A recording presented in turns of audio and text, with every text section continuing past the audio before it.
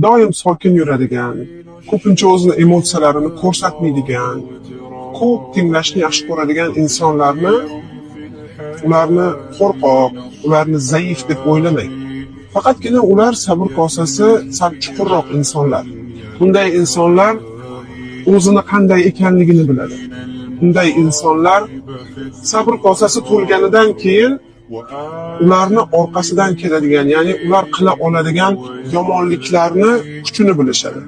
Shuning uchun ular o'zlarini bosgan holda, sokin saqlagan holda, sizga zarar bermaslik uchun o'zlarida donolik hislatini uyg'otishadi va shakllantirishadi.